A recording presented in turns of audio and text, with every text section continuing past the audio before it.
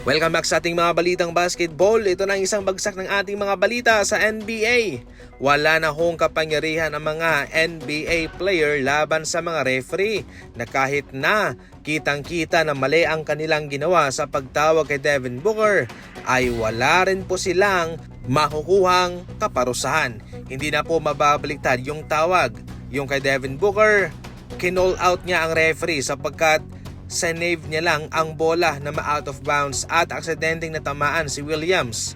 Pero technical at ang resulta, hindi na nga po ito nabawi at ngayon pinagmulta pa siya. Lamang na po ang Minnesota laban sa Nuggets. Itong si DeSomno ang nanguna para sa kanila na mayroong 25 points.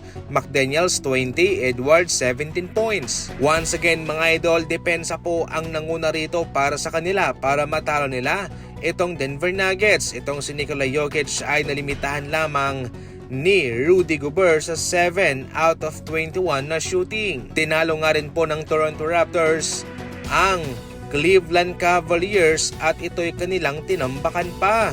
Nakabawi ang Raptors dito mga idol. Walang sagot itong Cavaliers kay Barnes, kay Barrett at kay Battle na mainit sa fourth quarter. Lamang na nga rin po ng 2-1 itong Atlanta Hawks laban sa Knicks. Itong Knicks ay ang liyamado sa kanilang series pero sila ay nilalampaso nitong Atlanta at kahit na minsan dikit na ang kanilang scoring pero hindi pa rin po magawa ng Knicks na makalamang sapagkat mahigpit din po ang depensa nitong Atlanta Hawks. Ito pa si Kuminga, coming off the bench, 21 points, 4 rebounds, 1 steal at nakapasok ng mga crucial 3-pointer sa labang ito. Pinapatunayan mismo ni Kuminga mga idol na hindi po nagkamali ang Atlanta Hawks sa pagkuha sa kanya. Sa kabilang banda sa Knicks naman, malaking kawalan itong si Bridges na 0 points, 0 out of 3 at mayroong 4 turnover sa kanilang laban. Mayroon pa siyang plus-minus, minus 26. Ibig sabihin nito na outscored sila ng 26 points ng Atlanta kapag siya'y nasa loob. Sa second half, 5 minutes lamang ang kanyang playing time at siya'y ibinangkuna kaagad.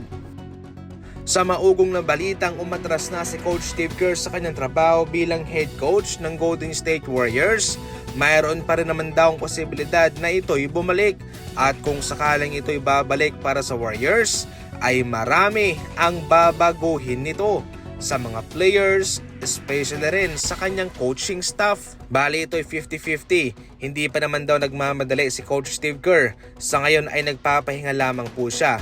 At pagkatapos nun ay makikipag-meeting na siya kay Joe Lacob at kay Mike Dunleavy patungkol sa future ng kanyang trabaho para sa kanila.